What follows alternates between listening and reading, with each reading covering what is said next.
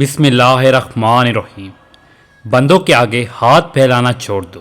جو بندہ عصر کی نماز کے بعد یہ آیت 7 مرتبہ پڑھے گا اس کا گھر دولت سے بھر جائے گا۔ محترم ناظرین، انسانی زندگی کا سب سے تکلیف دہ لمحہ وہ ہوتا ہے جب مجبوری کے وقت میں لوگوں کے سامنے ہاتھ پھیلانا پڑے۔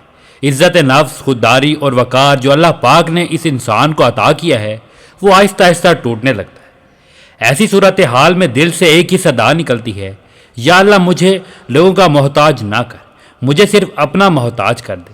یہی وہ مقام ہے جہاں ایمان، یقین اور اللہ کے کلام کی طاقت انسان کی زندگی کا رخ بدل دیتی ہے۔ ہمارا دین ہمیں یہ سکھاتا ہے کہ رزق کا دروازہ کسی بندے کے ہاتھ میں نہیں بلکہ صرف اور صرف اللہ رب العالمین کے اختیار میں ہے۔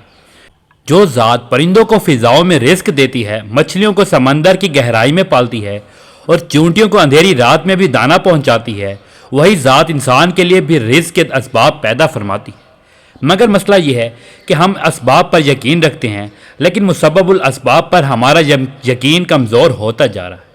آج کے دور میں بہت سے لوگ مالی پریشانی، قرض، تنگ دستی اور رزق کی کمی کا شکار ہیں۔ دن رات محنت کے باوجود برکت نہیں آتی، کمائی آتی ہے مگر بہت جلد ختم ہو جاتی ہے۔ گھر میں بے سکونی اور دل ہر وقت ایک انجانی بے چینی میں گھرا رہتا ہے۔ ایسے حالات میں بعض لوگ غلط راستوں کی طرف چل پڑتے ہیں۔ کچھ لوگ لوگوں کے آگے ہاتھ پھیلاتے ہیں اور کچھ مایوسی کے اندھیروں میں کھو جاتے ہیں۔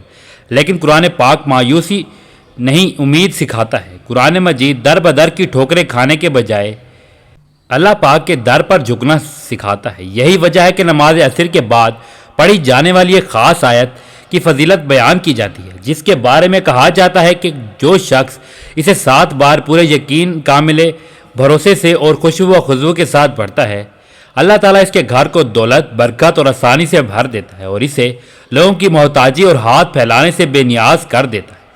یہ کوئی جادو ٹونا نہیں بلکہ اللہ پاک کے کلام پر کامل یقین کا عملی مظاہرہ ہے۔ عصر کی نماز کا وقت خود اپنی ایک خاص روحانی تاثیر رکھتا ہے۔ یہ وہ وقت ہے جب دن ڈھلنے لگتا ہے، مصروفیات کم ہو جاتی ہیں اور انسان کا دل سکون کی طرف آنے لگتا ہے۔ اس وقت کی عبادت کے بارے میں احادیث میں بڑی تاکید ملتی ہے اور اس نماز کی حفاظت کو ایمان کی علامت قرار دیا گیا ہے۔ جب ایک مومن عصر کی نماز ادا کر کے اللہ پاک کے حضور بیٹھتا ہے اور اس کے بعد قرآن پاک کی ایک آیت کو 7 مرتبہ دل کی گہرائی سے پڑھتا ہے تو وہ دراصل اپنے رب سے ایک اعلان کر رہا ہوتا ہے کہ یا اللہ، میں دنیا کے دروازے کو چھوڑ کر اب صرف تیرے دروازے پر آ چکا ہوں۔ یہ ویڈیو ان تمام لوگوں کے لیے ہے جو تھک چکے ہیں، جو قرض کے بوجھ تلے دبے ہوئے ہیں، جو حلال کماتے ہیں مگر برکت نہیں دے، جو ہر مہینے حساب لگاتے ہیں مگر آخر میں کچھ نہیں بچتا، اور جو دل ہی دل میں یہ دعا کرتے ہیں کہ کاش کوئی ایسا راستہ ہو جو ہمیں عزت سے جینے کا اصل سلیقہ سکھا دے۔ یہاں ہم نہ تو کسی غیر تصدیق شدہ بات کے دعوے کر رہے ہیں، نہ ہی کسی مبالغہ آرائی کا سہارا لے رہے ہیں، بلکہ ہم آپ کو قرآن پاک، نماز اور یقین کے اس تعلق کی طرف بلاتے ہیں جو صدیوں سے اہل ایمان کا سہارا ہے۔ یہ وہ راستہ ہے جس پر چل کر حضرت ابراہیم علیہ السلام کو آگ ٹھنڈی محسوس ہوئی، حضرت موسیٰ علیہ السلام کے لیے سمندر کے وسط میں راستہ بن گیا اور ہمارے نبی پاک صلی اللہ علیہ وآلہ وسلم کے لیے غار ثور میں مدد نازل ہوئی۔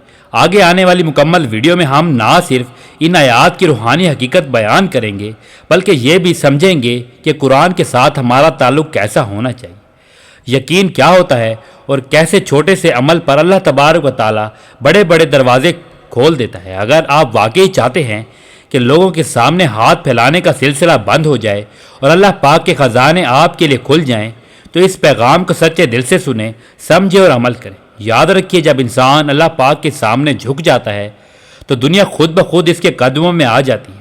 جو انسان یہ آیت 7 بار پڑھے، اللہ پاک اس کو وہاں سے دولت اور رزق عطا کرتا ہے جہاں سے اس نے کبھی سوچا بھی نہیں ہوتا۔ محترم ناظرین، جن کے گھروں میں بہت زیادہ تنگ دستی ہے، گھر کے مالی حالات خراب ہیں، گھر میں رزق کی تنگی آ چکی ہے، گھر میں کہیں سے بھی پیسہ نہیں آ رہا، جن کے ہاتھوں میں پیسہ نہیں ٹکتا، جیب میں پیسوں سے خالی ہیں، اور جن کو پیسے نہ ہونے کا بہت مسئلہ درپیش آ رہا ہے، وہ کہیں سے مدد مانگ رہے ہیں لیکن کہیں سے ان کا مسئلہ حل نہیں ہو رہا، تو یہ وظیفہ کر لیں، انشاءاللہ ان کے تمام مسائل حل ہوں گے۔ ہمارا آج کا وظیفہ اس ایک آیت کو نماز عصر کے بعد 7 مرتبہ پڑھنے کا عمل ہے، جس کا ورد کر کے فضل الہی اور قرب حاصل کرنے کا بہت ہی بہترین ذریعہ۔ اس آیت کو بتائی گئی ترتیب اور طریقے کے مطابق پڑھنے سے انسان کی تمام مالی تنگ دستی، جسم کے حوالے سے پریشانیاں، تمام مصیبتیں، غربت، دکھ اور درد سب دور ہو جاتی ہے۔ انسان پر جو مصیبتیں آتی ہیں، چاہے بیماری کی صورت میں ہو یا غربت کی شکل میں، چاہے کاروبار یا پریشانی ہو یا خاندانی لڑائی، بڑوں کا دکھ ہو، صدمہ ہو، کسی قسم کی مصیبت اس کے گناہوں کی وجہ سے آتی ہے۔ اس لیے فوراً سچی توبہ کرتے ہوئے اللہ تعالیٰ سے ہمیں معافی مانگنی چاہیے، کیونکہ اللہ تعالیٰ توبہ کرنے والوں سے محبت کرتا ہے اور توبہ کرنے والے کی پریشانی دور کرتا ہے اور مصیبتوں کا ازالہ کر کے اسے حل کر دیتا ہے۔ انسان میں گناہوں اور غلطی کی جانب رغبت کا رجحان موجود ہے۔ انسان کو نفس گناہوں میں مبتلا کرنے کی کوشش کرتا ہے۔ جب انسان کسی گناہ یا غلط کام کا ارتکاب کرتا ہے تو وہ جان رہا ہوتا ہے کہ وہ غلط کام ظلم یا زیادتی کر رہا ہے، وہ رسول اللہ صلی اللہ علیہ وآلہ وسلم کے طریقے کی مخالفت کر رہا ہے اور اللہ کے فرمان سے بغاوت کر رہا ہے، اور اللہ کے فرمان کی بغاوت کر کے اس کے قہر و غضب کو دعوت دے رہا ہے، یوں اپنی دنیا اور آخرت دونوں کو تباہ و برباد کر رہا ہے۔ لیکن اس کے ساتھ شیاطین کا وار، خواہشات کا غلبہ، گناہوں کی عارضی لذت، دنیا کی چھوٹی اور کھوکھلی عزت کا نشہ اس کو گناہوں کے ارتکاب کی طرف لے جاتا ہے۔ گناہوں کے ارتکاب کے وقت جب کبھی اس کا ضمیر گناہوں کو چھوڑنے کا کہتا ہے تو وہ یہ کہہ کر ضمیر کو خاموش کر دیتا ہے کہ ابھی تو بڑی عمر پڑی ہے، میں بہت جلد توبہ کر لوں گا، اور اسی طرح امید اور خیالات سے دل کو بہلاوے میں رکھتا ہے اور گناہوں کی گہری دلدل میں دھستا چلا جاتا ہے۔ در حقیقت گناہ انسان کے حق میں نہایت خطرناک ہے، اس سے دنیا اور آخرت دونوں برباد ہو جاتی اور گناہوں کا اثر جسم میں زہر کی طرح سرایت کرتا ہے۔ حضرت آدم علیہ السلام کو جنت سے نکالے جانے اور ابلیس کے ملعون ہونے کی وجہ بھی یہی گناہوں کی نحوستیں تھیں۔ قوم نوح، عاد اور سمود کو بھی گناہوں کی وجہ سے عذاب سے دوچار کیا گیا۔ گناہوں کے بے شمار نقصانات ہیں جو انسان کے ذہنی، جسمانی اور روحانی کردار پر اثر انداز ہوتے ہیں۔ اس میں بہت بڑا نقصان یہ ہے کہ گناہوں کے ارتکاب کی وجہ سے انسان نور الہی، علم اور عقل سے محروم ہو جاتا ہے، اور امام شافعی رحمۃ اللہ علیہ فرماتے ہیں، نے اپنے استاد سے کمزور حافظے کی شکایت کی، انہوں نے مجھے ترک گناہ کی نصیحت فرمائی اور یہ بتایا کہ علم ایک نور ہے اور اللہ کا نور گناہ گاروں کو نہیں دیا جاتا۔ اللہ بڑا ہی بے نیاز ہے، جبکہ بندہ ہر لمحے اس کا محتاج ہے، پھر وہ اللہ کے ذکر سے کیسے غافل رہ سکتا ہے؟ اور اگر غافل رہتا ہے تو یقین کرے اپنی جان پر خود ظلم کرتا ہے، کیونکہ اللہ پاک تو اپنے بندے پر کبھی ظلم نہیں کرتا، بلکہ لوگ اپنی جانوں پر خود ظلم کرتے ہیں۔ اس کا حال ایسا ہوتا ہے کہ جیسے اس کے پاس تلوار تو موجود ہے مگر زنگ آلودہ ہو، گناہوں سے دل زنگ اور آلودہ اور مفلوج ہو جاتا ہے، نفس برائی کا حکم دیتا ہے اور خواہشات گناہوں سے دلیر اور درندہ صفت بن جاتی ہے، جبکہ نفس لوامہ مر جاتا ہے۔ ایسے شخص دنیا میں اور برزخ میں بھی مر چکے ہیں اور آخرت میں بھی ان کے لیے کوئی جگہ نہیں۔ اگر وہ اللہ کو یاد کرتا ہے تو دل ساتھ نہیں دیتا، زبان ذکر کرتی ہے تو دل غافل ہو جاتا ہے۔ ہر انسان جانتا ہے کہ اچھے یا برے عمل کا رد عمل بھی ضرور ہوتا ہے۔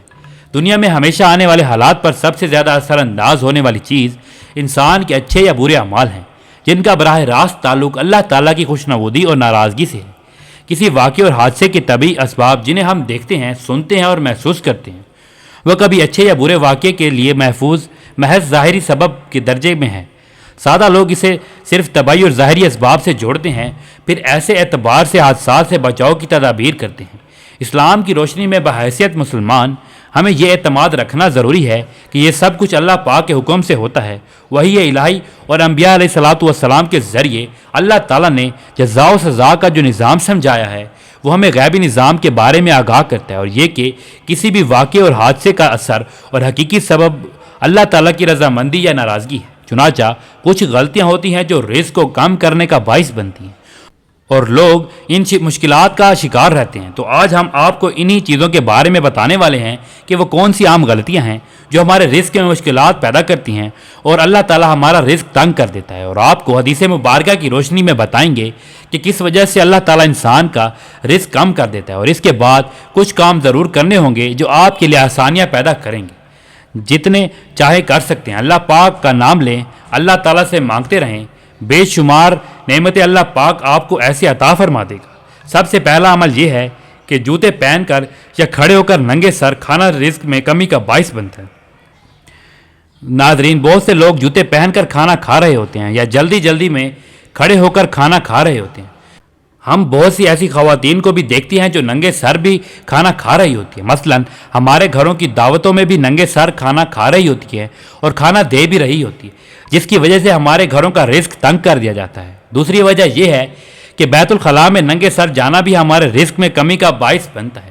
عام طور پر دیکھا جاتا ہے کہ جب خواتین بیت الخلاء میں جاتی ہیں تو ان کا سر ننگا ہوتا ہے۔ یہی ننگا سر ان کے رزق میں تنگی کا باعث بنتا ہے۔ اسی بات سے خواتین کو گریز کرنا چاہیے، کیونکہ اس سے رزق میں تنگی پیدا ہوتی ہے۔ ایک زمانہ تھا جب مہمانوں کو رحمت سمجھا جاتا تھا، مگر آج کل کے دور میں مہمانوں کو زحمت سمجھا جاتا ہے۔ یہ عادت، یہ سوچ بھی ہمارے گھروں میں اور معاشرے میں رزق کی تنگی کا باعث بن رہی ہے، بلکہ بن چکی ہے۔ تو ہمیں چاہیے کہ مہمانوں کو رحمت سمجھے، کیونکہ مہمان اللہ پاک کی طرف سے رحمت اور نعمت لے کر آتا ہے۔ یہ کچھ ضروری باتیں تھیں جو میں نے آپ سے عرض کی ہیں۔ اب آپ انہیں سمجھیں اور ان پر عمل کریں۔ محترم ناظرین کرام، آج کا وظیفہ پیارے کلام پاک سے ایک ایسی آیت کے پڑھنے کا وظیفہ ہے کہ جو ان آیات کو نماز عصر کے بعد صرف اور صرف 7 بار پڑھ لیتا ہے تو اس کے جتنے بھی مسائل ہیں، بڑی سے بڑی مشکل ہے، بڑی سے بڑی پریشانی ہو، آپ کی کوئی بھی حاجات ہوں یا مرادیں، ان آیات کا وظیفہ پڑھ کر اللہ تعالیٰ سے جو بھی مانگیں گے انشاءاللہ وہ آپ کو عطا کر دے گا۔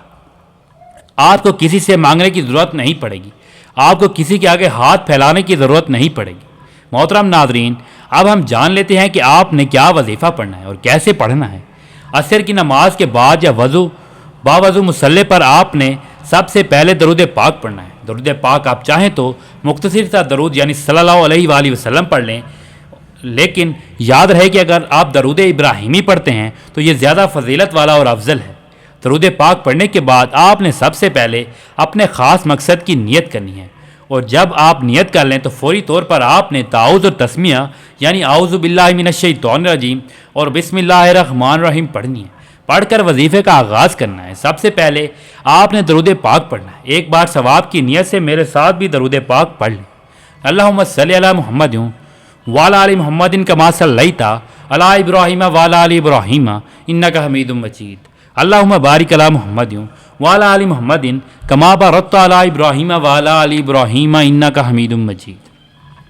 درود پاک پڑھنے کے بعد یہ خاص آیت جو حضور نبی کریم صلی اللہ علیہ وآلہ وسلم کے روضہ رسول کی جالی پر لکھی ہوئی ہے اور یہ اللہ تعالیٰ کی پسندیدہ آیت ہے، اس آیت کو پڑھ کر جو بھی اللہ پاک سے مانگا جائے وہ مل جاتا ہے۔ آپ نے 7 مرتبہ قرآن پاک کی یہ آیت پڑھنی ہے، لا الہ الا اللہ المالک الحق المبین۔ 7 مرتبہ اس آیت کو پڑھنے کے بعد آپ نے 21 مرتبہ یہ خاص تسبیح پڑھنی، سبحان اللہ و بحمدہ سبحان اللہ العظیم۔ یہ جو خاص کلمہ ہے یہ اللہ تبارک و تعالیٰ کے بہت زیادہ محبوب کلمات ہیں اور یہ زبان پر ہلکے ہیں لیکن ترازو میں بہت زیادہ بھاری ہیں۔ ان کلموں کو پڑھ کر، ان آیات کو پڑھ کر جو بھی اللہ پاک سے مانگا جائے وہ مل جاتا ہے۔ تو آپ نے 21 مرتبہ سبحان اللہ و بحمدہ سبحان اللہ العظیم پڑھنا ہے۔ 21 مرتبہ یہ تسبیح پڑھنے کے بعد آپ نے 1 مرتبہ سورۃ العصر کی تلاوت کرنی ہے اور آپ نے آخر میں درود پاک پڑھنا ہے جو شروع میں پڑھا تھا۔ اگر یہ عمل آپ نے نماز عصر کے بعد کر لیا تو یقین کیجئے جو بھی بڑے سے بڑے مالی مسئلے ہوں گے وہ حل ہو جائیں گے۔ اللہ پاک آپ کے گھروں میں رزق کی بارش عطا فرما دیں گے اور وہاں سے رزق ملے گا جہاں سے آپ نے کبھی سوچا بھی نہیں ہوگا۔ توجہ اور دھیان کے ساتھ اور دل میں اپنے گناہوں پر ملامت کرتے ہوئے سچی توبہ کرتے ہوئے استغفار پڑھنا ہے تاکہ اللہ تعالیٰ آپ کے گناہوں کو معاف فرمائے، آپ پر نظر کرم فرمائے اور آپ کے رزق کی پریشانیاں اور مالی دولت کی تنگی کو دور فرمائے، تاکہ آپ کو کسی کے سامنے ہاتھ پھیلانے کی ضرورت نہ پڑے، نہ کسی سے ادھار مانگنے کی ضرورت پڑے۔ بندوں کے سامنے رسوا ہونے سے بہتر ہے کہ اللہ تعالیٰ کی تسبیح بیان کی جائے اور اس کو راضی کیا جائے، کیونکہ جب اللہ پاک بندے سے راضی ہو جاتا ہے تو اس کو وہ سب کچھ عطا کرتا ہے جس کی وہ خواہش کرتا ہے۔ تو آپ نے بھی اپنے وظیفے کو اپنے گناہوں، غلطیوں اور کوتاہیوں کی وجہ سے زائل نہیں کرنا۔ آخر میں استغفار کا ذکر لازمی کرنا ہے، پھر اللہ پاک سے اپنے مقصد، خواہش اور اپنے مراد کے لیے رو رو کر گڑ گڑا کر دعا مانگنی ہے۔ انشاءاللہ اس عمل اور اس وظیفے سے اللہ پاک آپ کو سب کچھ عطا فرمائیں گے، کیونکہ جب اللہ پاک کے کلام کی آیت کو ایک خاص تعداد میں پڑھا جائے یا جب اس کا ذکر اور تسبیح کی جائے تو اللہ پاک اس پڑھنے والے بندے کی طرف متوجہ ہوتا ہے اور فرشتوں کو حکم دیتا ہے کہ میرے اس بندے کی تمام جائز خواہشات کو پورا کرو۔ فرشتے اللہ پاک کے حکم سے اس کی تمام پریشانیاں دور کر دیتے ہیں اور اس کے لیے اللہ پاک آسانیاں پیدا فرماتے ہیں اور اس کو وافر مقدار میں رزق عطا کیا جاتا ہے اور اس کی نسلوں کو بھی نواز دیا جاتا ہے۔ محترم ناظرین، رزق کی کنجی کسی انسان، کسی نوکری، کسی کاروبار یا کسی سفارش کے ہاتھ میں نہیں، بلکہ صرف اور صرف اللہ رب العزت کے اختیار میں ہے۔ جب بندہ نماز عصر کے بعد یقین اور مکمل توکل کے ساتھ اللہ پاک کے کلام کو 7 مرتبہ پڑھے گا تو وہ دراصل اپنے رب سے یہ وعدہ کرتا ہے کہ اب اس کا سہارا صرف وہی ذات ہوگی جو سب کو دینے والی ہے۔ یہ انسان کو لوگوں کے سامنے ہاتھ پھیلانے سے بچاتا ہے اور عزت، سکون اور برکت کے دروازے کھول دیتا ہے۔ اگر ہم واقعی چاہتے ہیں کہ ہمارے گھروں میں تنگی کے بجائے آسانیاں آئیں، محتاجی کے بجائے خودداری آئے، بے برکتی کے بجائے خیر ہی خیر ہو، تو ہمیں قرآن پاک کے ساتھ اپنا تعلق مضبوط کرنا ہوگا۔ اللہ کے در پر جھک جائیں، دل سے مانگیں، مستقل مزاجی اختیار کریں، پھر دیکھیں کہ وہ ذات اپنے خزانوں سے کیسے نوازتی ہے، کیونکہ جس گھر میں اللہ پاک کا ذکر کیا جاتا ہے وہاں فکر و فاقہ نہیں ٹھہرتا، اور جس دل میں اللہ تعالیٰ پر یقین کیا جائے اور اسے دنیا کی کسی دہلیز پر جھکنے کی ضرورت نہیں رہتی۔ دعا ہے کہ اللہ تعالیٰ میرا سنانا اور آپ کا سنانا اپنی پاک بارگاہ الہی میں قبول و منظور فرمائے۔ اللہ تعالیٰ ہم سب کا حامی و ناصر ہو اور ہمیں دین اسلام کی تعلیمات کو سمجھنے اور اس پر عمل کرنے کی طاقت اور توفیق عطا فرمائے۔ آمین ثم آمین یا رب العالمین۔